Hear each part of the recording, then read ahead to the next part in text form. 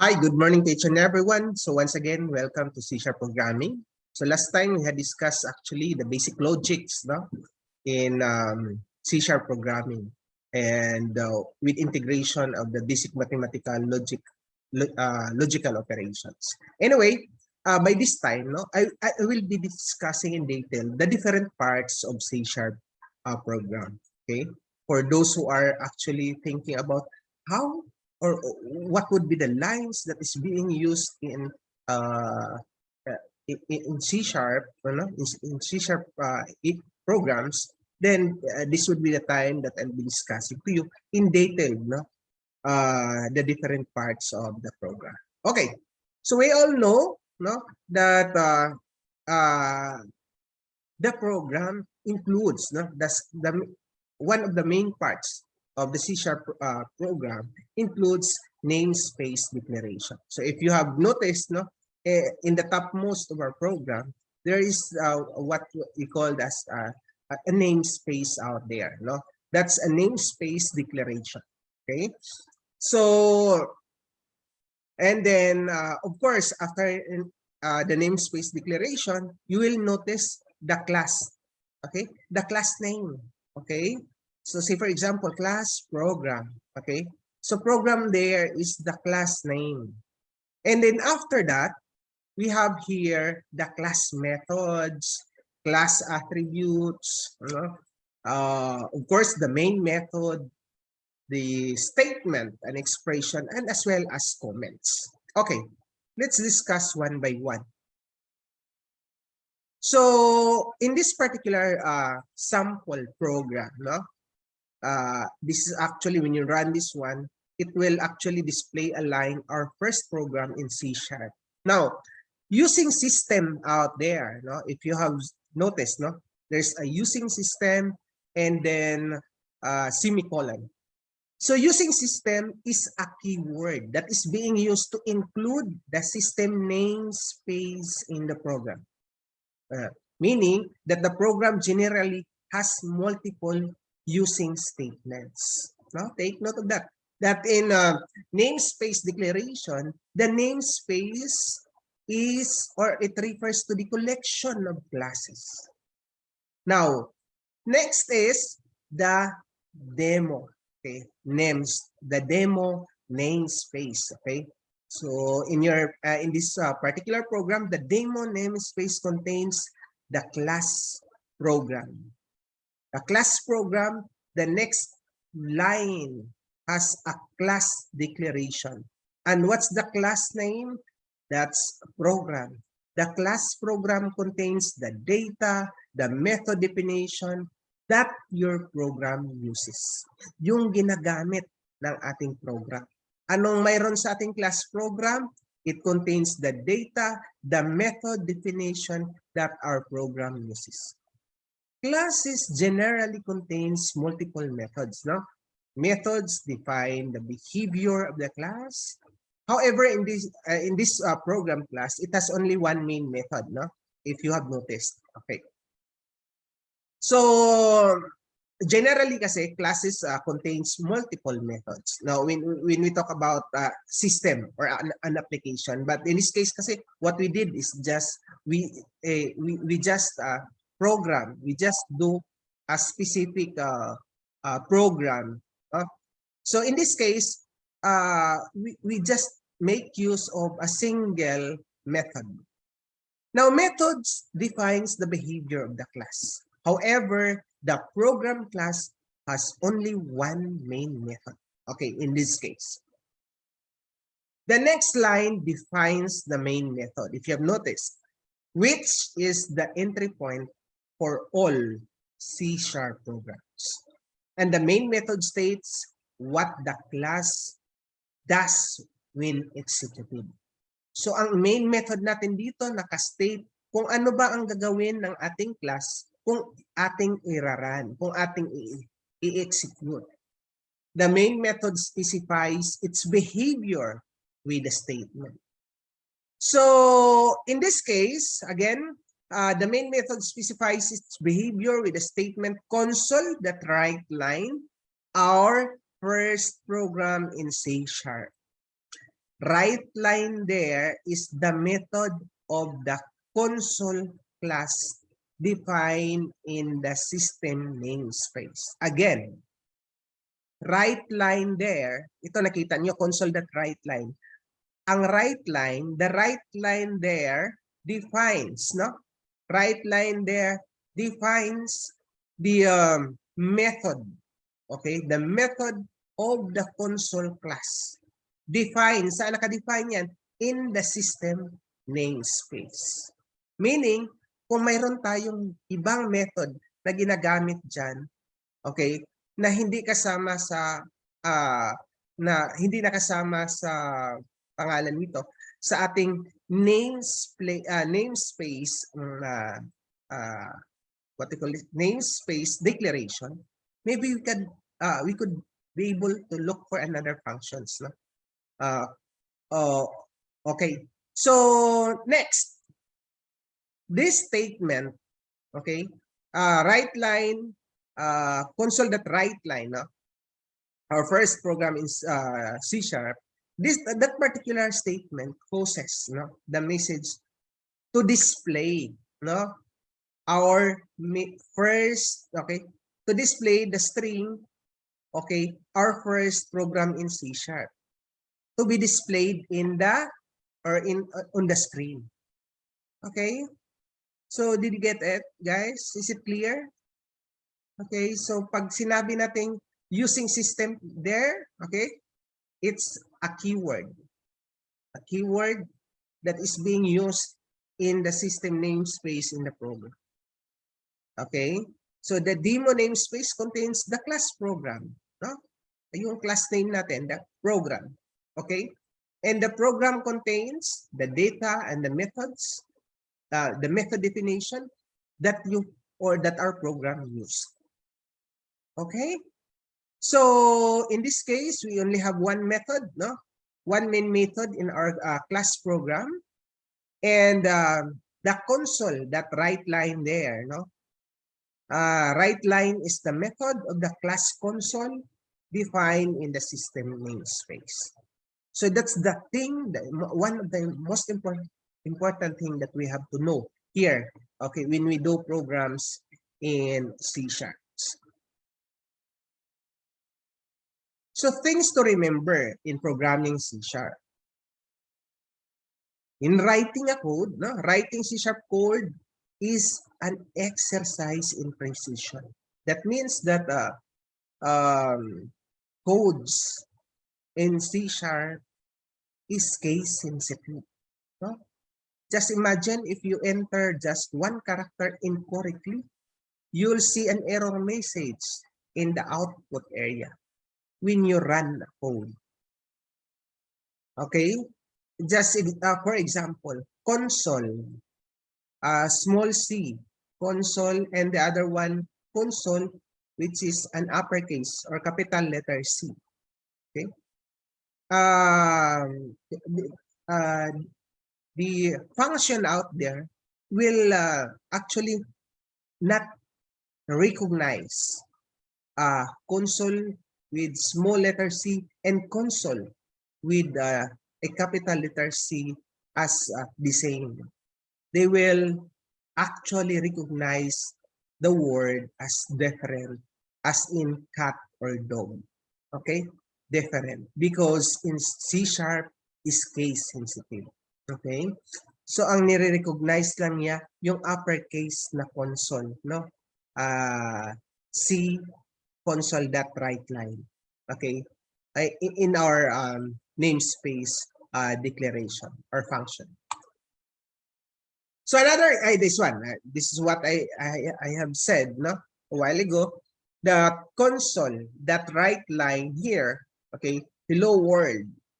If you are going to run this one, you will exactly see an error message. An error message that will states that 1, 1, okay, error CS0103. The name console does not exist in the current context. Okay, that's the error message. What does it mean? That the first part, 1, comma 1 actually indicates the line, the first line, the line and the column where the error occurred. But what does the error message mean? Ano ba ibig sabihin ng error na yan? Again, C# is case sensitive, meaning that the C# compiler considers the word console, no, with small letter C and console with a capital letter C as different, as what I have said a while ago, as different as a words cat and dog. Sometimes, huwag kayong matakot sa error message, no? Sometimes the error message can be a bit misleading. You'll need to understand the true reason, no? Why the error exists. Wag agad na mag-give up. Ano ba to? Hindi ko maparan eh, no? Ako na lang tatakbo. Hindi mo pwedeng gano'n, no? You'll need to understand the true reason why the error exists. And that comes through learning more about C# syntax. So, paano natin malaman, no? Kailangan natin mahalin, alamin ang katotohanan sa formatting ng codes gamit ang C#. Okay? So, similarly, if you use single quotation marks that surround a literal string, hello world, okay? Kung gagamit ka rin, lagyan natin yung hello world ng single quotation. Ano kayong mangyayari? Definitely, it will mark another error message. Why? As in this case, hello world out there, if you have noticed, has a single quotation. Definitely, if you have to run this particular statement, again, it will display an error message. In this case, the error is 1, 19, error C is 1, 2, too many characters in character literal, no? From the error message itself, mag-isip ka na. Character, and there are so many characters in a character literal. Dapat iisang character lang ang nilalagay niyo dyan, no? So again, line 1, character 19 points to the culprit, no? You can use the message as a clue as you investigate the problem. But what does the error message mean? Ano bang ibig sabihin nito? What exactly is character literal? Well, we will describe literals in various data types, including character literals. In our next module, our advice here for now is to be careful when you are entering codes. Be careful when you are entering codes. You must be meticulous, no? Sa mga paggamit ng uppercase, lowercase, sa paggamit ng mga quotation marks. Be meticulous. Fortunately, errors are never permanent. Huh? Hindi permanente yung error. Kaya nandyan ka as programmer, you need to spot the error, fix it, debug it, and return or rerun your app. Huh? As a programmer, ang gagawin mo is to debug. I-troubleshoot mo, spot, look for the error, fix the error, and rerun the app. Now, if you got the error when you run the code, take a moment, look closely, and examine its character, and make sure you enter this line of code exactly, correctly. Okay?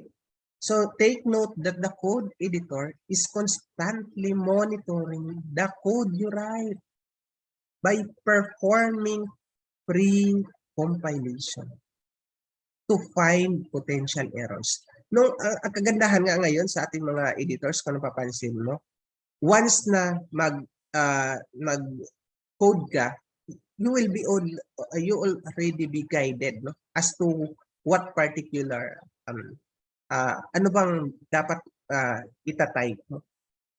Parang may grammarly na rin, no, na chine-check yung syntax ng bawat statement. Yun ang kagandahan. It will help you, no, by adding what we call this, read squiggly lines beneath the code that will produce an error. So kung may maroon ng mga read dyan, ibig sabihin there's something wrong with the keyword, with the statement. Okay? So that's one thing na dapat tandaan ninyo. Kung medyo may red na within the ibig sabihin there will be something wrong. Okay? With the keyword, with the statement. Next. This would be the common mistakes new programmers make. One here is entering lowercase, no? Entering lowercase letters instead of capitalizing C in console or in letters W or L in right line. No? Second, entering a comma instead of period between console and right line. Period dapat yun, hindi comma. Forgetting double quotation marks or using single quotations that surrounds hello world. Forgetting the semicolon at the end of the command. Do not forget of these common mistakes new programmers make. This is the common. But as you move along the way, kung kayo ay mga intermediate programmer na, you will be able to detect na kung ano, what's wrong with the statement. Okay. So, each of these mistakes prevents your code from compiling successfully. Kung yan, present yan dyan sa ating code, sa ating program, it will prevent it from running successfully. So that's why there is a need for you to fix. There's a need for you to build again. Okay? And of course, rerun the program. Okay, so next is, okay. Ayan, tandaan natin yan ha. So, there's a slash out there. That means comment. Ibig sabihin, pag nakita ni compiler na may slash, i-ignore lang niya yung lines na yan. Okay? Hindi niya babasahin. I-ignore niya. Because ang ibig sabihin niyan, comment. Okay? Comment. So, ang comment, very important yung comment for us to be able to, minsan sa mga programmer, kaya sila may mga comments sa bawat function ng bawat program. Palatandaan niya, parang marker. How does it work? Okay, that's one of the purpose of the code. Okay, palatandaan. So, this time, when you run this program, okay, when you run this program, okay, console.write, congratulations, console.write, and then there will be space, console.write, you wrote your first lines of code. You create a code comment by prefixing a line of code with 2 forward slashes. Okay, yun yung first statement. Anong gagawin ni, para saan yung first statement na yan? Yung comment statement na yan. That will instruct the compiler, again, to ignore all the instruction on that line. No? Kasi ang tawag niyang slash na yan, forward slash na yan, or slashes na yan, is an inline comment. So kaya i-ignore siya. Code comments are helpful when you're not ready to delete the code yet. no? Kung hindi mo muna siyang pwedeng i-delete, so ang gawin mo na lang i-comment. Gawing comment. So, but if you want to ignore it for now, no, mamaya i-ano natin, say for example, sige, kita ko na lang sa inyo. Okay. So we have here. Ayan. So say for example, itong mga statement na to, igawin ko muna siyang pangalan nito, comment. Okay. Yan ay inline comment. And another comment na tinatawag natin ay yung multi-line comment. Ang ganon naman ito, ang multi-line, para hindi ka na mag-slash/slash. Ito inline comment. Sorry.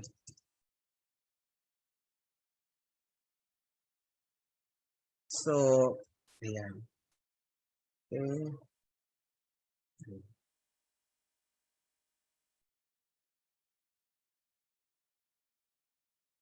Asterisk, backslash. Ang tawag natin nito is multi-line comment, no? Pag i-run natin ito, walang i-display si kasi wala naman tayong statement. Kasi itong statement na to naka-ignore. Okay?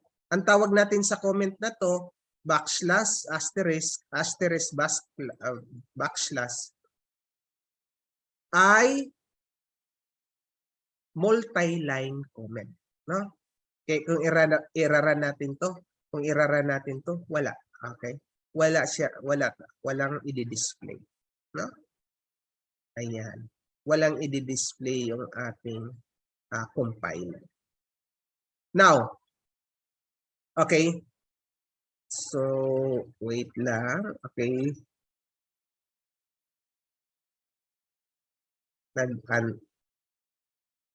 Okay.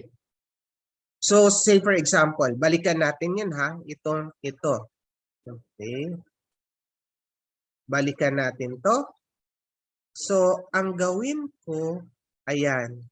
Kopyahin ko itong, wait lang, paano ko siya kopyahin?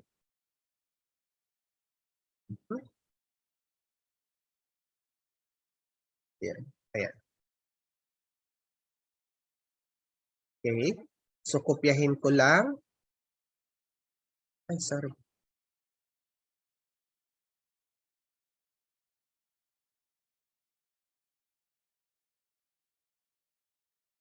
Sana yung ko? For a moment. Ayan.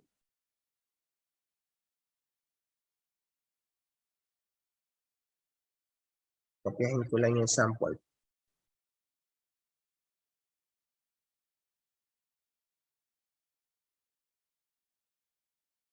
There you go.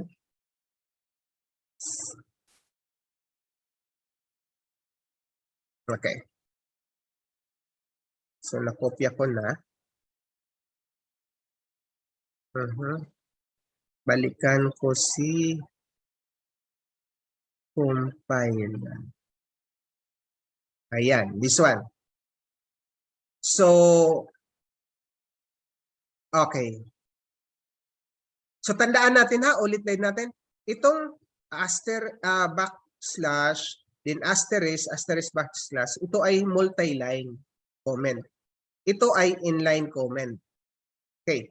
So, say for example, itong sample natin kanina doon sa ating PowerPoint, console.write, congratulations, console.write, space, console.write, you wrote your first lines of code. I-run natin, no? I-run natin. Okay. Ayan.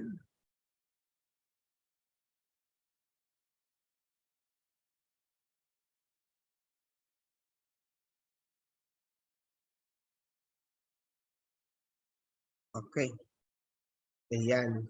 So makikita natin, nagra-run siya. Now, what's the output? Congratulations, you wrote your first line of code. Anong notice ninyo guys? Isang line lang. No? Isang linya lang. Congratulations. You wrote your first lines of code. Isang linya lang. Now, what happened? Kasi walang line. Paglagyan natin ng right line to, it will create another line. Now, say for example, in this case. So, gawin ko right line. Okay. I-observe ninyo. Yan. So, i-ano ko ulit. I-run ko ulit. If 5. Ayan. Saan na yung ano ko?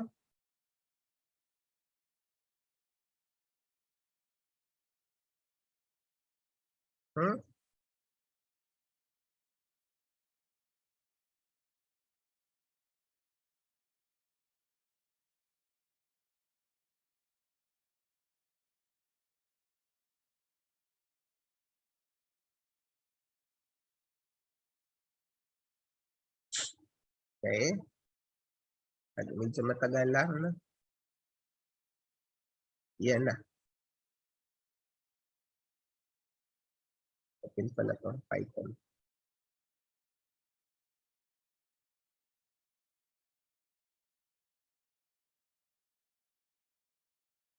Okay. So, wait lang. So, medyo matagal.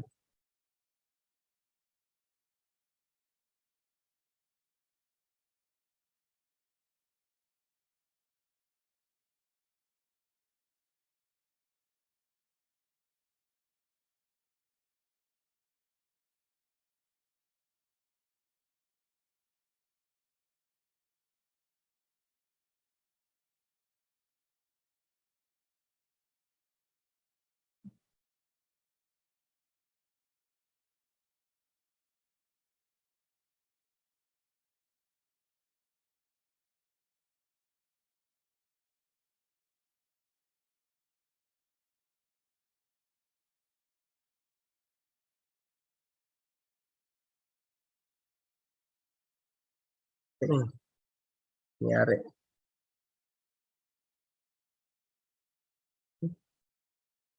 Okay. Saan na?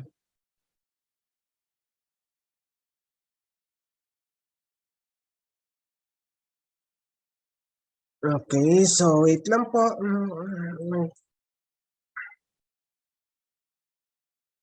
Ayun. Matagalan pa. Okay. So take note of the output. Congratulations. And then another space kasi nagkaroon tayo ng space, right line here. And then you wrote your first line of code. So kanina, tuloy-tuloy lang siya. Ngayon, nagkakaroon ng another line. Okay? So take note of the difference between console.write and console.write line. Okay? Is it clear? Now, moving on. Balik tayo sa ating... Okay. So, if we are going to look into this particular program, no, in our PowerPoint presentation, definitely it will display a statement, a single statement, congratulations, you wrote your first line of code. No?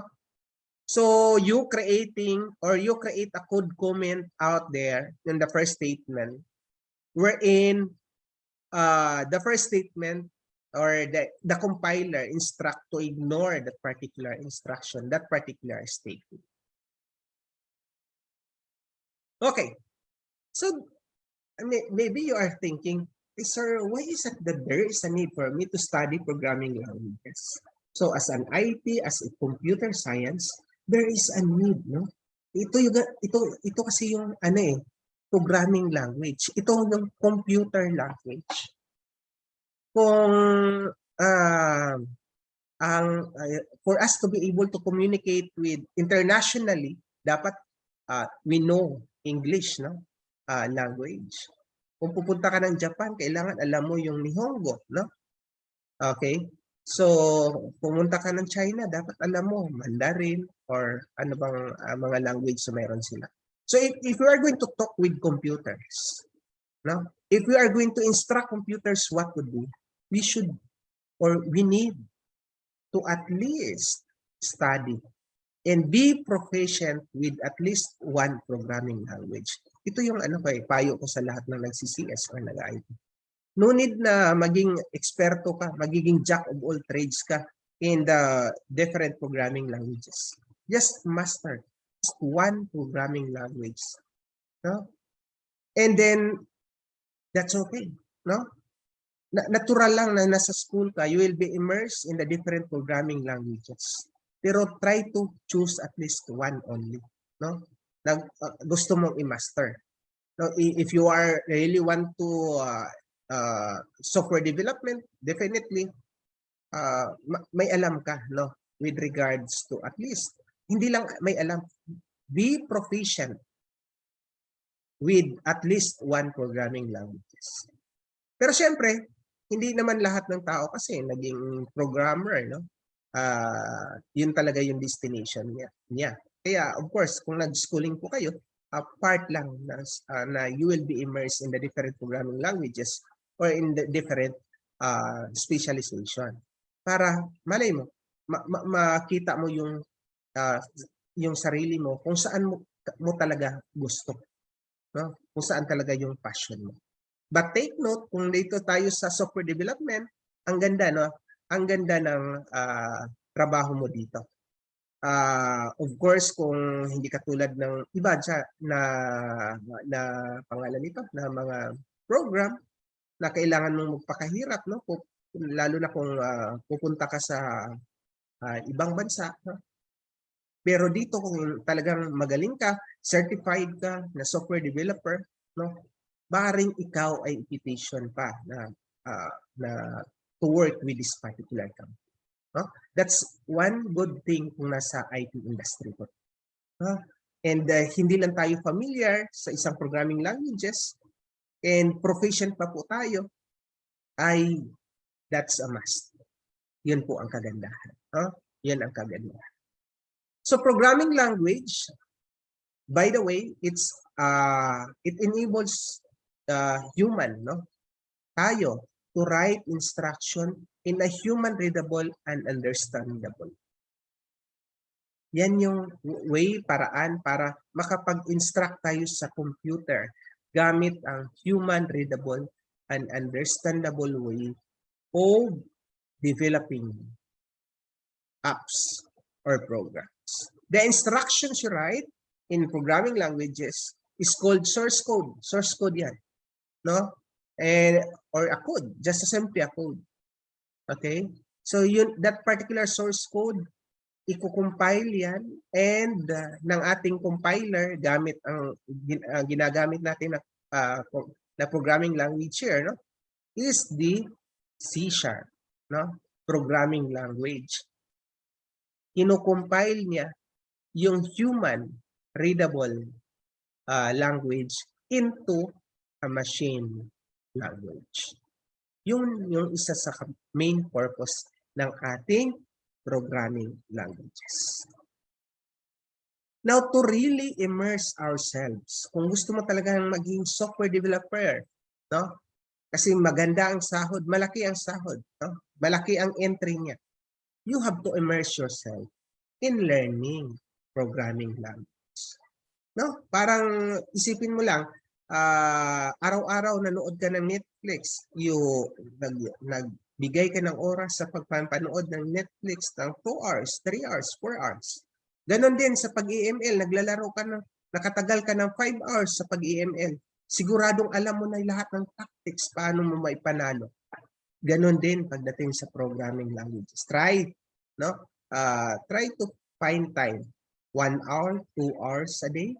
Or even start with 10 minutes, 20, 30, 40, 50, 1 hour, 2 hours, 5 hours a day. No? Ay Google mo sa programming languages. There you go. If you have to learn how to love what you do in programming, then sigurado ako na ang daming opportunities na mag-aantay sa inyo. Madami. Programming requires a lot of focus and dedication to learn. So kung ano yung dedication mo sa pagpapanood ngayon ng mga Squid Games or sa paglalaro mo ng ML, then ganun din ang i-google mo sa programming. Okay? So you need to find something about that seriously. No? Kailangan seryoso, kailangan focus ka sa programming. Okay? Yun lang naman ang ating maipapayo sa inyo. And another way is, of course, we need to develop a strong mindset. No? A strong mindset is necessary in learning any skill.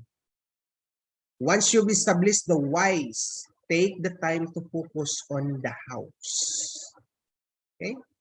Try asking yourself, okay, I'm willing to learn this. Now, how will we okay. Tandaan po natin sila Bill Gates, yung mga programmer, they are school dropout, mga school dropout. Pero naging may-ari sila sa Microsoft. Okay. And sabi nga ni Bill Gates na isa sa mga bright sa Harvard, isang software engineer niya ngayon. Pero siya isang school dropout, may-ari ng Microsoft. What's the sense of that? Now, it's just so happen in programming, in the software development industry, kung focus ka, kung knowledgeable ka sa isang bagay, magiging prosper ka. Mag-graduate ka man o hindi, pero mas maganda ang graduate. No? Kasi may diploma, may panghawakan kang papel na pwede mong i-show, no, sa yung employer na nakagraduate. Okay? Pero yun nga po, kailangan seryoso po tayo, no, pagdating sa programming. Another thing, no? Again, sana hindi natin gawing excuse ang nangyari sa atin ngayon, no, yung pandemya. Minsan kasi tayo naging kasi kulang ako ng ganito, ganyan. Ang daming excuses. For me, no, do not allow yourself to be swallowed by this pandemic. Ang daming paraan kaya, no? Ang daming paraan para kumita kaysa tumihaya na lang sa bahay, manunood ng kung ano-ano. Why not make yourself busy in programming? Okay? Why not make yourself busy in coding? Okay? That's one way of developing a strong mindset. Next. So, you might be heard, okay, from time to time, no?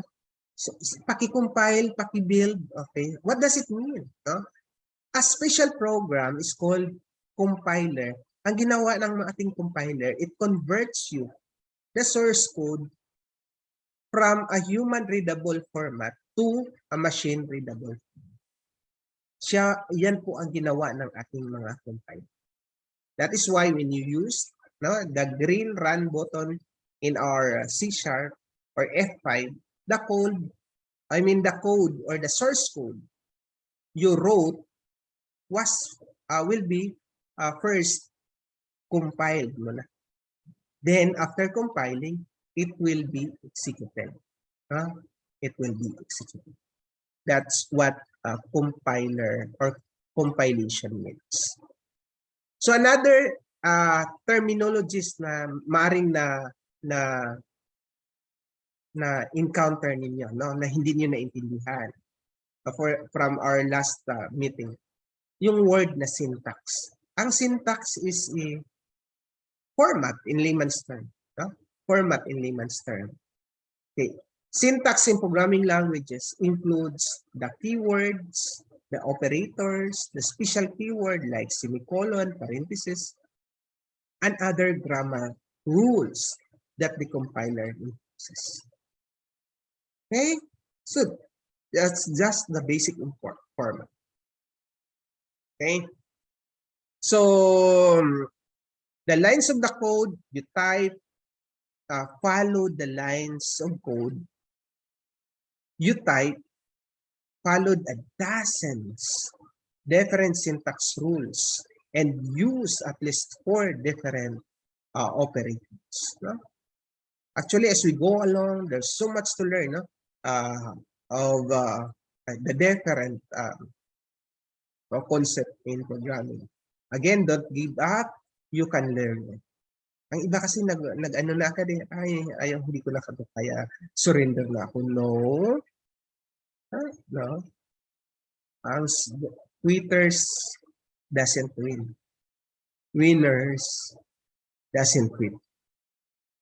So when you entered a code into .NET editor, you have noticed subtle changes in the color and symbols. Syntax highlighting is a helpful feature that you will begin to use to easily spot mistakes in your code that do not conform to the syntax rules. Okay. So moving on. So in this case, console that right line hello world. When you run this code, this statement, you will definitely show in an output window hello world, no? Which was printed in the output pane, okay, or in the console window. So when the phrase is surrounded by a double quotation marks in C# code, it's called literal string. In other words, we literally wanted the characters hello, it's ELLO, and so on, sent to the output pane. Okay. So, in that case, ano bang mangyayari? You will be able to see, no, the output in the output pane. Now, the right line there, no, the right line method is part of the method. No?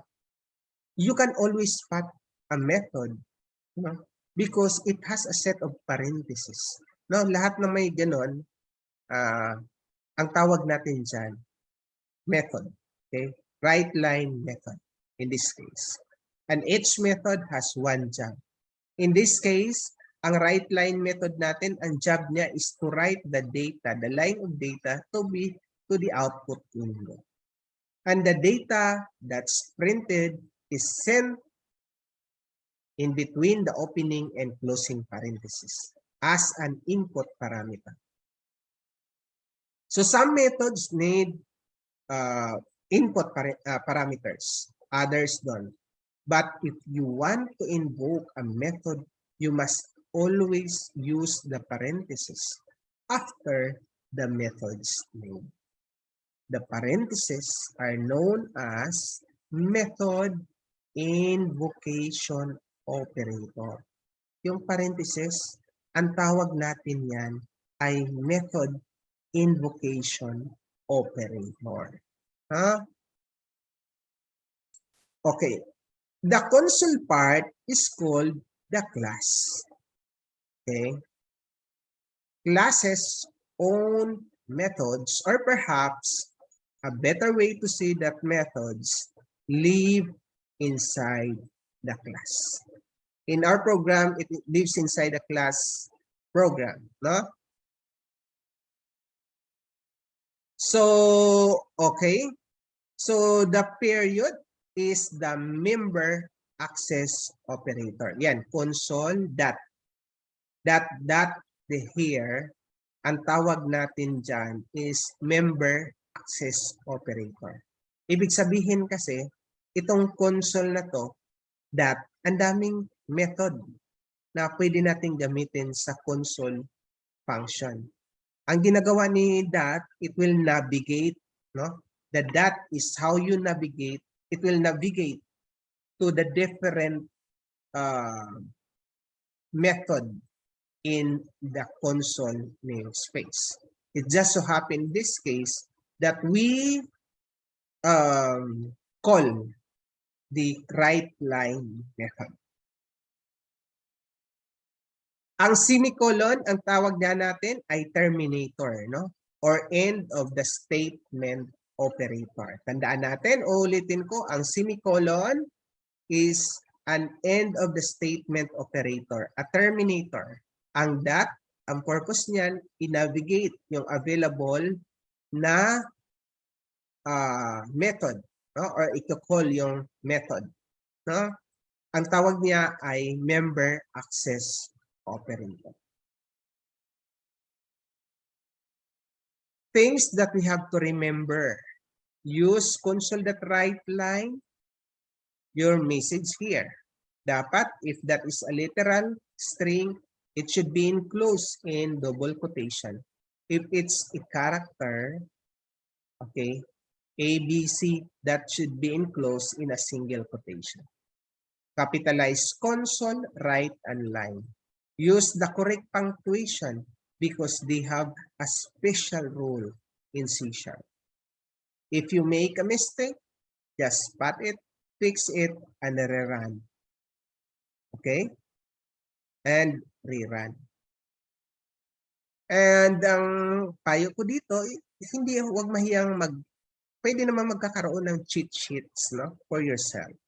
Hanggang sa dumating yung time na kaya mo nang i-memorize.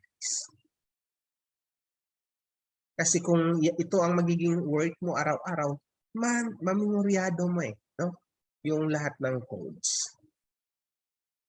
So, also, it is very important to understand the flow of execution. In other words, your code instruction were executed in order, one line at a time, until there is no more instruction to execute. And some instructions will require the CPU to wait before it can continue. No? Other instructions can be used to change the flow of execution. You learn about this sa mga next meetings po na. Okay, so here's our challenge for today, guys. Paki-delete lahat po ng ating mga codes in the .NET editor. Select the code, no? Select all the code in .NET editor, press delete or backspace to delete. Write code in the .NET editor to display two messages. Challenge po tayo ha, tingnan natin. So sa challenge na ito, kung magagawa ninyo, i-print screen nyo lang at ilagay nyo sa ating conversation section. Sa ating ano na to, sa ating video na ito. No? Ito yung palatandaan na talagang pinanood nyo itong video na. If you failed to screenshot sa magiging output ng ating, or pati yung solution, no? The solution as well as the screenshot of our activity for today, meaning hindi mo pinanood itong video na ito. So what we are going to do is to just use the two different techniques to print two lines of the output. In other words, you learn how to display the message in just one line of the code, and you learn how to display the message using multiple lines of code. Use both techniques for this challenge. It doesn't matter which technique you apply to which line, and it doesn't matter how many ways you split one of the messages into multiple lines of code. That's your choice. No? So no matter how you do it, your code should produce the following output. Ito yung magiging output natin ha. And ang output natin, this is the first line, this is the second line. Whether you get stuck or you need to pick the solution or to finish successfully, continue to view a solution to this challenge. Okay? So, are you ready? So, I will assume in a count of 3, tapos na po kayo. 1, 2, 3. Okay, I think everyone is ready na. So again, do not forget to to screenshot, no? Yung ating solution at the same time yung output training niya dito sa ating conversation sa MS Teams, okay? Para tingnan ko kung talaga bang nanood. Okay? So definitely this would be the solution of the code. Huh? This code is merely one possible solution because we didn't specify the techniques to apply to which particular line of output. However, you should have used both the console.write line method and the console.write methods to produce the desired output. So if you did this one like this, then if you were successful in getting the output, continue to have what we call this, to answer, no? Yung ating knowledge check, continue to the knowledge checks which will be given in the assignment section. So that's all for now, no? Thank you and good evening. By the way, do not forget also to answer, no, yung ating pinagawa ko sa inyo, yung ating mathematical ano ba yung assignment natin na piniprepare ko. It's yung write a program that will compute the area of the square, rectangle, triangle, and a program that will determine if the number input is even or odd. So that's all for today. Thank you and good morning, guys. Bye. Stay safe, everyone.